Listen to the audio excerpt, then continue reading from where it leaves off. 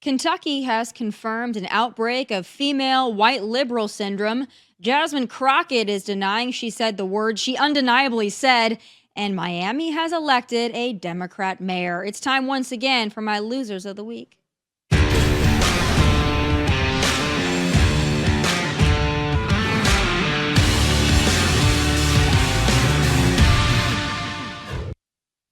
Another entry in the Journal of White Liberal Women Are the Absolute Friggin' Worst. I'm going to be honest. I don't feel good about being white every day for a lot of reasons.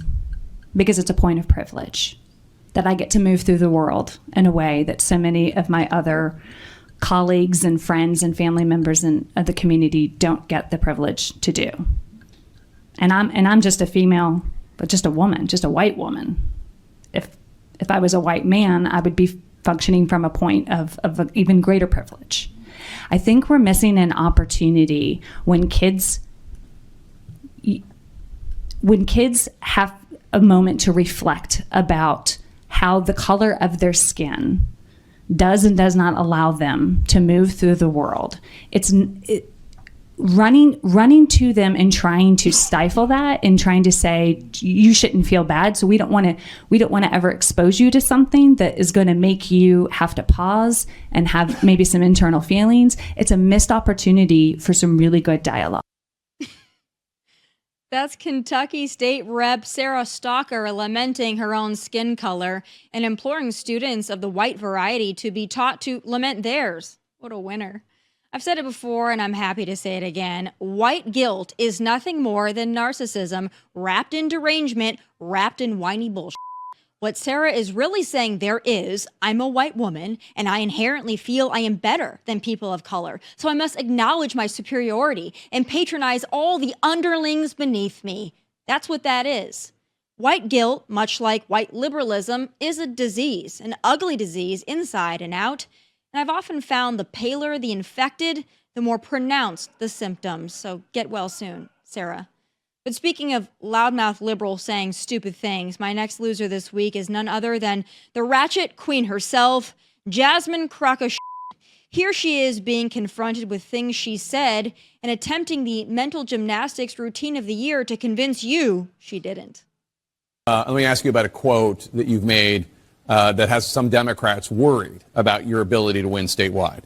In a December 2024 Vanity Fair profile, you talked about, quote, and I'm going to read a lot of the quote just to put it in the context, quote, all the complexities within the Latino community.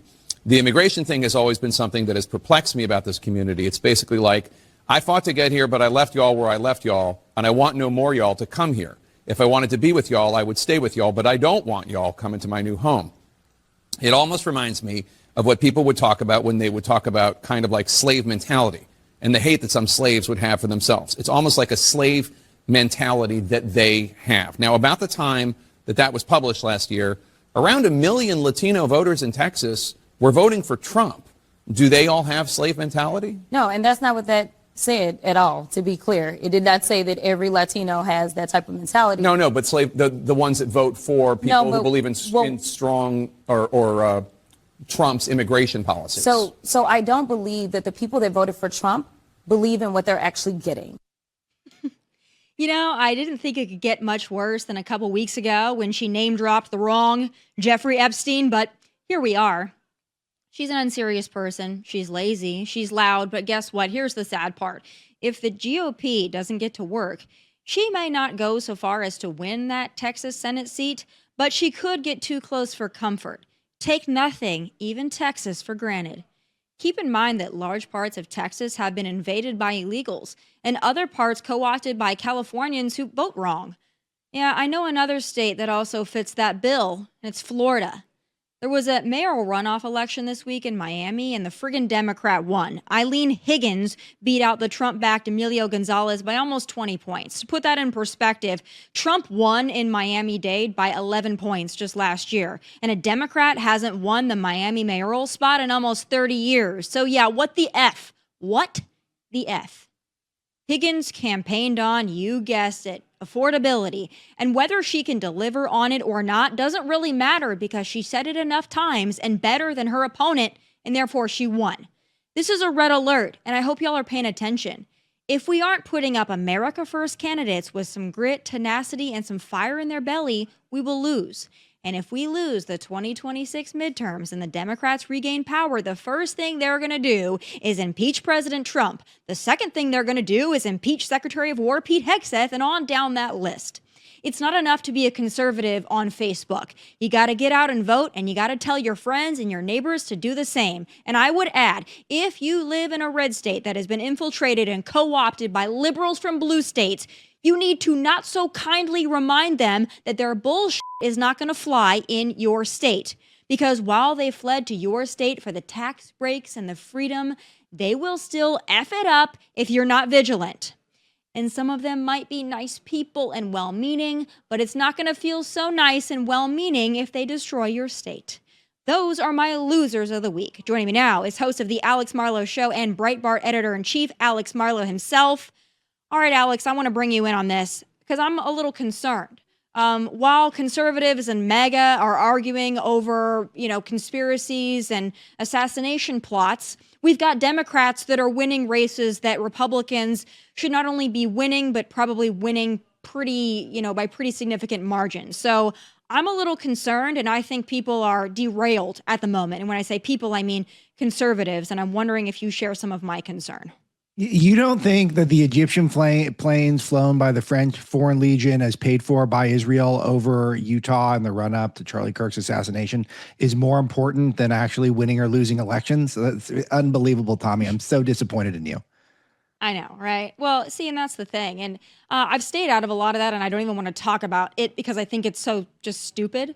But I would remind the folks that are, doing podcasts about this endlessly and running on this content continuously, that if Charlie Kirk were alive right now, I know for a fact he would be laser focused on the midterms. I know for a fact that he would be out there working for every single vote from every single young person. He'd be working to bring the coalition together with the more establishment Republicans and the mega conservatives. I know that's what he would be doing. So it really bothers me that our eye feels like it's completely off the ball right now. And I'm wondering if you're seeing it in the circles that you're running in as well. Yeah, I think overall, most people who are not extremely online are with where we're at on this. And I do think you're right. It's very hard to speak for people who have passed away. I've had this challenge for over a decade, speaking for Andrew Breitbart, who died way too young. And I've had the opportunity to carry on his name and his mission. But I knew Charlie very well. I was a weekly guest on his podcast. I gave him his start writing when he wrote at Breitbart News. And I can say pretty confidently that he would see the stakes very, very high for this country right now, and everything we've worked for the past decade plus, rescuing the country from not just from the left, but from the Republican establishment. And now we're here with this historic administration, this terrific cabinet that Trump has. And you're correct to note that it's just going to be 2 years of impeachments and investigations. If we don't get laser focused, we get fired up, we don't take any days off, and we make sure that the conservative coalition is as big and as strong and as powerful as possible heading into the last half of Trump's term. So I think that's got to be the goal. And anyone who is telling you the midterms don't matter, I love when they do this because it's a tell they don't really care about the country and the future of the country. They only care about themselves and their podcast downloads.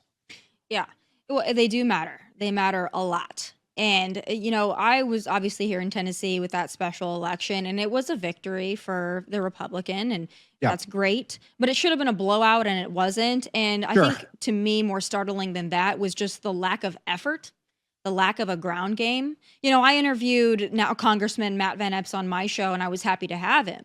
But we reached out to him. And it was the same thing with my friend Clay, Clay and Buck show, the biggest conservative radio talk show, in Rush Limbaugh's spot there.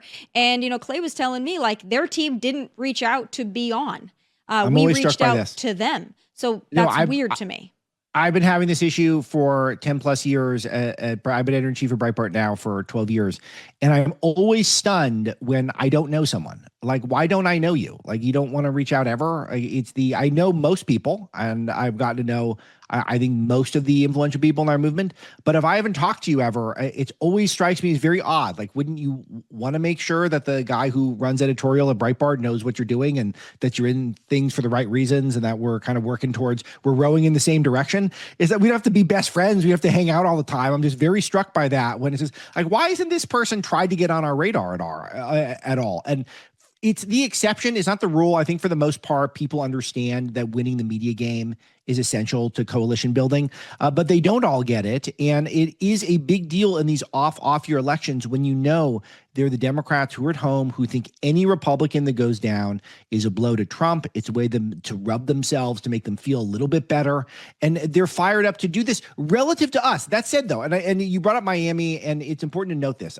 Francis Suarez, who is the mayor there, really unpopular guy. He's a big loser. No one likes him. He intentionally made Miami sort of this Shasta, Silicon Valley, which is very odd. And he doesn't have a big coalition of Republicans or Democrats behind him. And so there are silver linings in that race, particularly that there wasn't great Democrat turnout, but the Republican turnout was so bad. It was so bad. And if we don't understand that we can't win elections, if people don't go out and vote, then we have a big problem on our hands heading not just into the midterms, but then what happens next, which is going to be investigations, lawfare, no agenda. And then they're going to say we can't govern, and they're going to give us, Tommy, your dream ticket of Newsom Crockett. Yeah. I mean, what do you think about that Crockett announcement, by the way? I don't think she's going to win that Senate seat, but I think she's going to be everywhere, and I think she's going to be all over. She's already all over the TV, and I mean, I'm actually kind of fine with that. But we know that Democrats have tried in Texas so many times, and they've wasted a lot of money. So part of it's like, let them waste their money. But if she does even well, like if she even just outperforms expectations, if she becomes the Democrat nominee and all of that, I think that that's, to me, a red alert. So I've been thinking about this a lot, and there's those who say, ain't no way, we done tried it 50 times already. Let me be clear.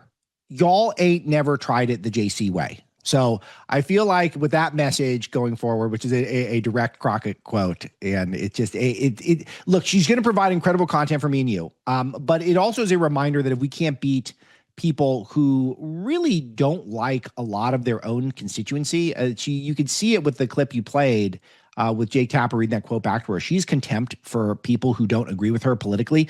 That's never been a winning approach. I know that this is the basket of deplorables approach. This is calling people's garbage approach. So I don't really think she's a major threat, but the bottom line is she is the most marketable Democrat right now, other than maybe Mamdani. And so she's out there and she's trying to get attention, and she's trying to be the face of the whole party. And so we need to oblige her and make her the face of the party, because she does stand for the ratcheting of the Democrat Party. And I think that that's exactly what she does. Remember, she does not need to speak that way. She speaks that way as intentional affectation. The authentic moment has apparently died, and now it is the pure pandering moment. And if we're going to continue to have moments like this where you're not expected to be a real person at all, you're just supposed to pander the lowest common denominator, I feel like the public is going to see through this if we do our job in the media.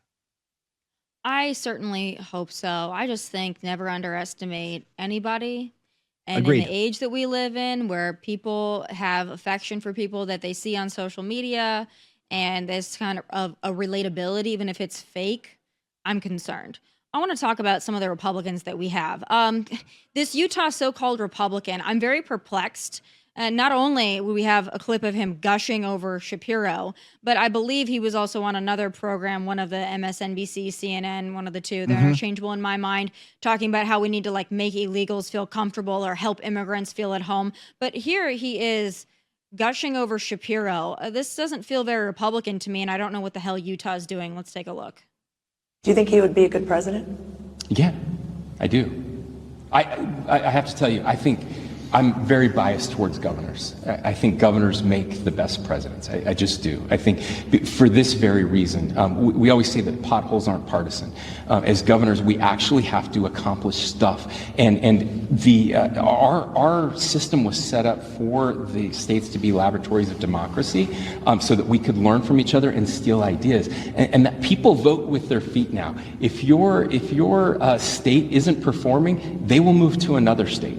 And so I've been very impressed with what he's been able to do on the economy, with permitting reform, cutting regulations. That sounded like red state stuff, and he's doing it, and that's impressive to me. And so yeah, I think there are a lot of governors in this country who would make great presidents, and I think he would be one of them. We'll get back to the show, but first, a word from our wonderful sponsor. For over 2 decades, the Tunnel to Towers Foundation has been there for our fallen and catastrophically injured first responders, military, and Gold Star families. If a spouse dies or is catastrophically injured in the line of duty, the foundation will provide the surviving family members with mortgage-free homes. They provided over 1,500 homes, and now they've promised to eradicate homelessness amongst the veteran population. You can learn more about the foundation's mission, impact, and how you can help support our nation's heroes. Visit T2T.org.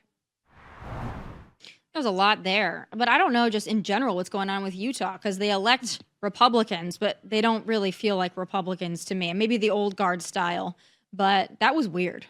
Yeah, that's the first place I went, is what's going on with Utah, which is a gorgeous state, obviously, but I've spent a lot of time there, and it's a red state, but I found this very confusing. Senator John Curtis there last week this week was literally just saying that he wakes up every day and asks, what am I doing specifically to make our immigrants feel more welcome? I mean, I'm all for being hospitable to people who are guests in our country, but how about you wake up every day and think, what makes things better to be an American? What's better for American citizens? It's just, that's the mind frame that I don't get. And Spencer Cox talking about that governors make the best presidents. That's like a veiled dig at Trump. I don't get that. It's also a veiled dig at a bunch of other Republicans who could potentially become president in a couple of years. But Josh Shapiro is governed largely like a leftist. I mean, he sees first of all, he probably can't even be on a ticket at this point for Democrats simply because he's Jewish, and they have a huge anti-Semitic contingency in their party, and particularly in their voting base. So maybe you could get him on as a vice president, but it's very unlikely. But he basically is across the board Democrat when it comes to abortion rights, when it comes to automatic voter registration, minimum wage hikes, all the LGBTQ stuff, gun control, the more government health care, more Green New Deal stuff. It's open borders. He wants a bunch of protections for illegal aliens who are here. He was into the criminal justice reform stuff. So it's basically agreeing with Kamala Harris and her exact policy on that. So he presents himself as a moderate, and sure, he probably is a moderate relative to the Jasmine Crockett's of the world, but he's still on the left. And to me, Tommy, I wake up every morning and I think, how do I defeat the left? And elevating a guy like Shapiro is not how you do that. Yeah, and saving the country is another one.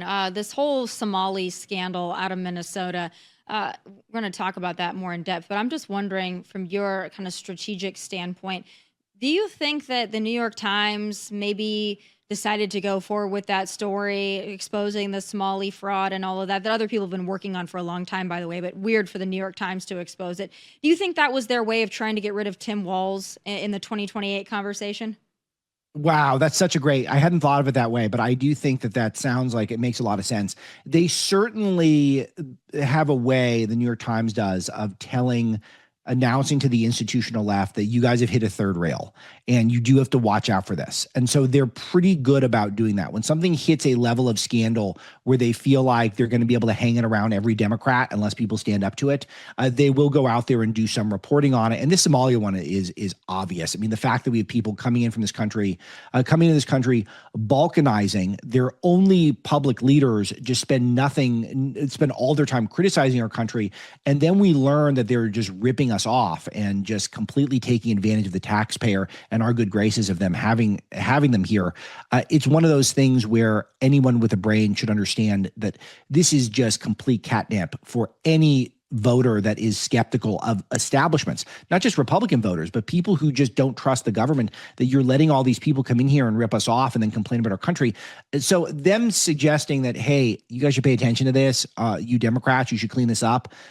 I think that's an obvious point, but Tim Walz is really, really not a good representative for anyone in America. And I wouldn't be surprised if people at the New York Times editorial board and in their boardrooms are saying, we've got to move on from this guy fast. So it's possible. Yeah. And the thing about this scandal, to me, it's the least surprising scandal.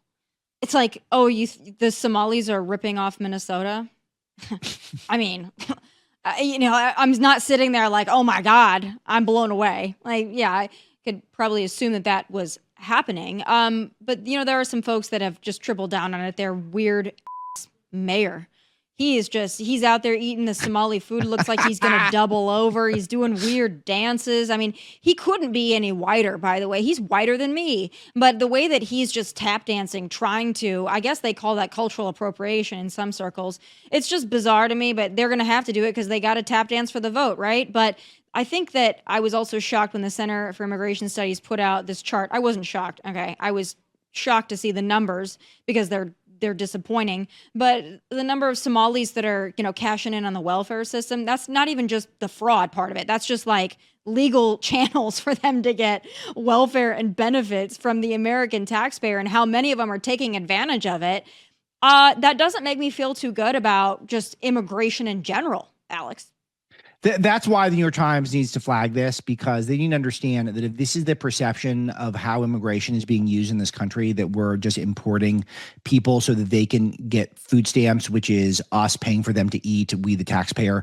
And when the squeeze, the affordability issue that we talk about, and of course it's horrible branding, but the whole point of this is that American families feel squeezed. And then when you learn that 70% of Somali households have a member of the family on Medicaid, and over half of them are getting food stamps, it just shows you that they're immigrating to this country. They're not assimilating, they're balkanizing. Their top elected leaders do nothing but complain about this country, and they're taking advantage of the taxpayer. This is very toxic for the whole immigration system, and it does compel people to really get radicalized on the subject matter, because what is America here for? Is it here just to be a dumping ground for the third world? I was looking at the level of fraud in Somalia, and I got to tell you, Tommy, I'm of the mindset, maybe we're getting lucky. The whole country is nothing but fraudsters and crooks. It's just, you can't see anything other than that. If they come up in the news, it's considered perhaps the most corrupt country on earth. Why are we importing any Somalians at all at this point? There should be no reason to do this. And if it wasn't for Donald Trump winning repeatedly, then I wouldn't be able to say that stuff without being fear of cancellation and being able to get thrown out of a job. But we really should not be bringing anyone in from Somalia at all right now. Well, and he said it. He said on the stage the other night, he said, somebody in the crowd said whole countries. And he's like, you said it, not me. But it's like, it's not wrong. You said it. Yeah, and I remember when that came out during the first administration, that he maybe behind closed doors said something about the whole countries, and everyone gasped like, oh my God, you can't say that. Yeah. And all of us were sitting there thinking, well, I know that we can't say it, but it's not incorrect. And it's the same thing. It's like, I just don't understand why we have to be saddled with the problems of the world, and we import people that are not going to make our country better, but are going to be dependents of our country for generations and generations and generations. That it just doesn't seem logical to me. And it's not just Somalia, but it's elsewhere as well. And I think that when you look at, I mean, Matt Walsh put this out the other day, but I've been also saying it. It's like, if people from certain countries need to seek refuge for humanitarian purposes, that's understandable. But why do they go to the place that's least like their home country? I thought the same thing when it's like, we're going to bring the Syrian refugees. A person from Syria, you can't just plop them in middle America and expect them to be successful. And you can't expect them to necessarily even assimilate, because you've just taken a fish out of water and plopped them here, and then you expect them to assimilate. You expect the people around them to assimilate to them, and people wonder why, like, we don't have cohesive communities. Well, I don't know why we're plopping people in countries that are so foreign to them. There's no other Middle Eastern country that could take people from Syria. There's no other country that could take Somalis. There's no other country that could take, all of these people from the third world. I just don't understand why that would make sense to bring them to the United States.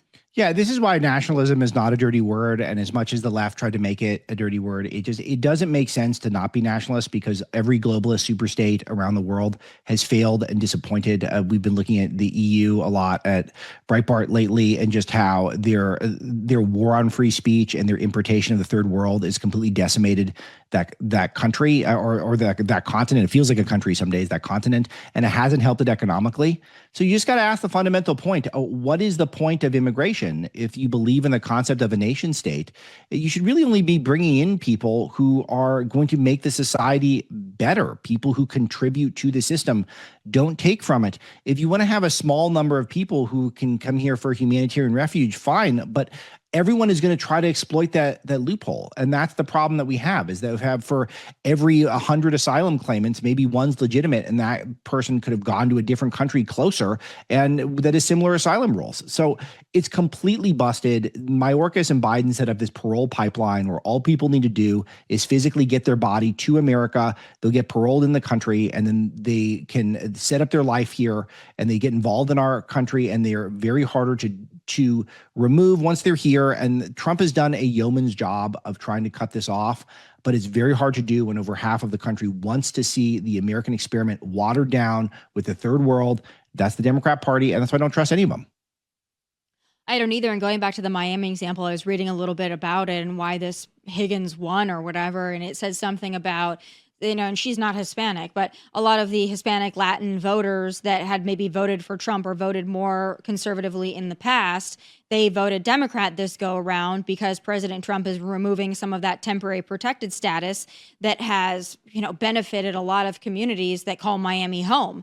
The Venezuelan community, a lot of these communities, Cuban community, which is all of Miami, it's benefited them, this temporary protected status and all these things. And so now they're pissed off that President Trump is saying, I'm not going to just have a free for all anymore. And so now they're voting Democrat. And that just goes back to my initial warning.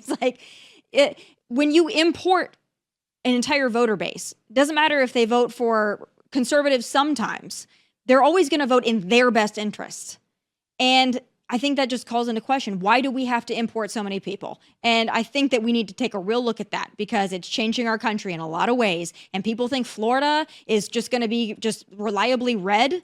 Between the third world coming to Florida and the Democrats from New York coming to Florida, I'm also concerned about Florida. Yeah, people don't tend to vote on historical precedent. I see this, it's both sides. I see this now, I've been seeing this a lot online, where Republicans are doing a lot of, and conservatives doing a lot of revisionist history, forgetting fundamental lessons from just a couple of decades ago or within the last century, and they seem to be completely ignoring those. And so people just tend to vote on how are they feeling now and who do they blame for how they're feeling now. And if we're the party in power, if Miami's had a Republican quote unquote mayor, and they look around, and think, well, my life's not getting a lot better. Maybe I'm going to stay home, or maybe I'll give someone else a try who's got a good elevator pitch for me.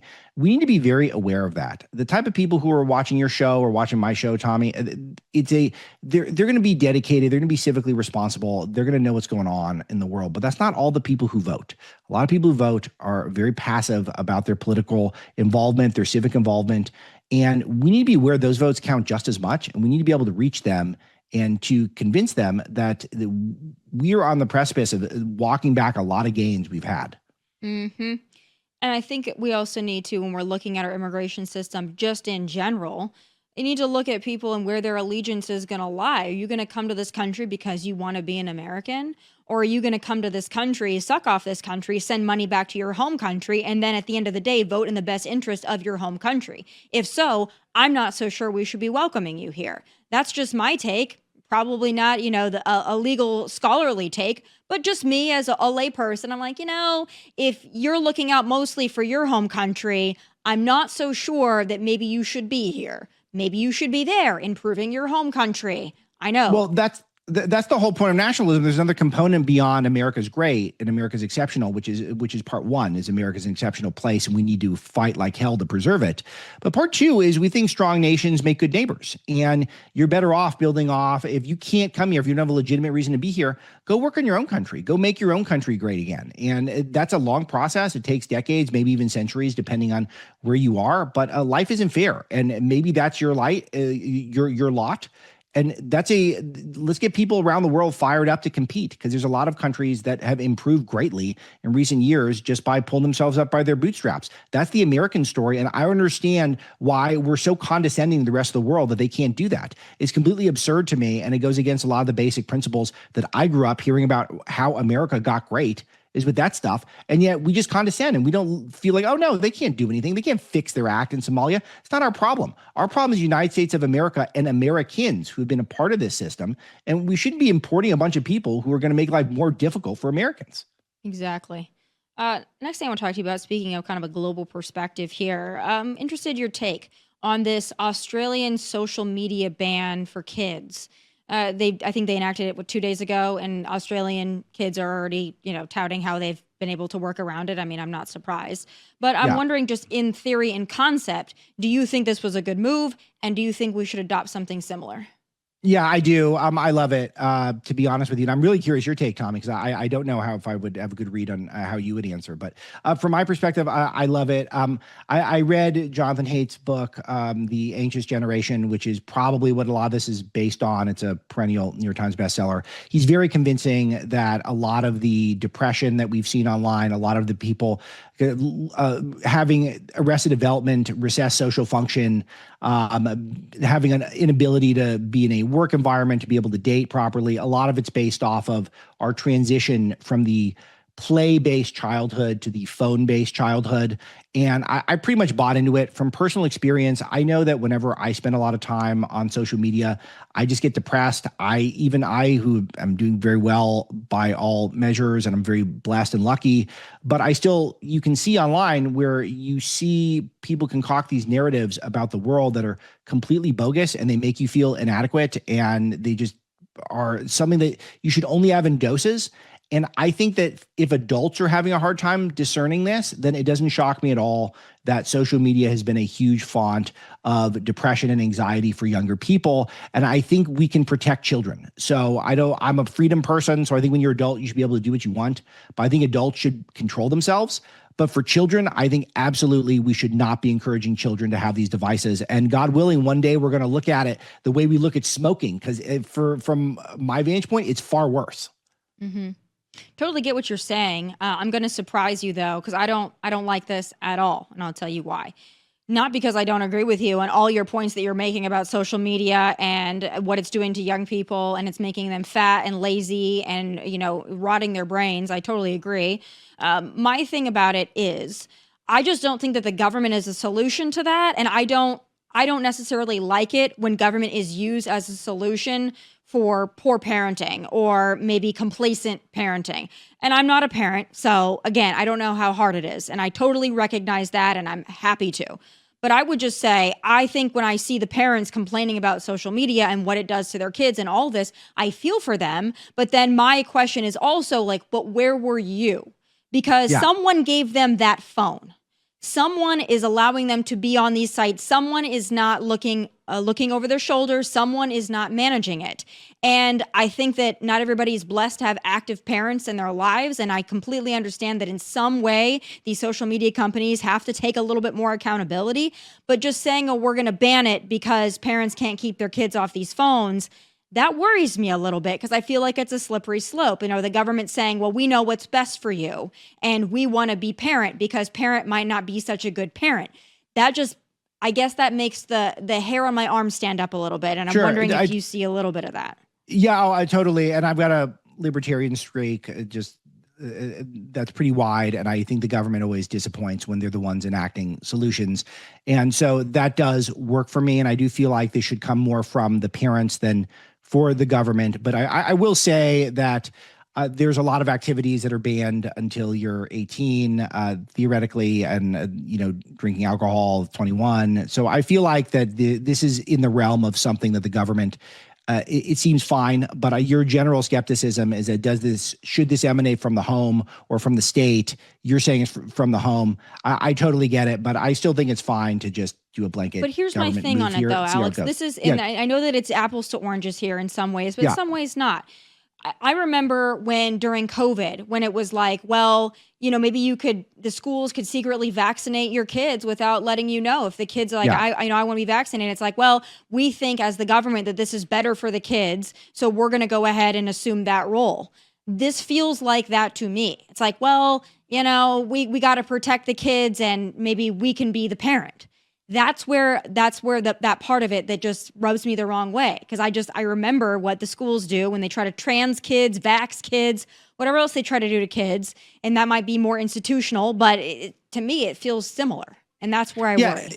And it should. And I feel like that the enforcement should really come from the parents. I do think it's probably ends up being more symbolic anyway. I don't really know how you would even enforce such a thing. But if you did, I don't, maybe it makes things a little easier. One thing I get nervous about as my kids are growing up a little bit is not that I can't put the parental controls on the stuff in my house, which I can.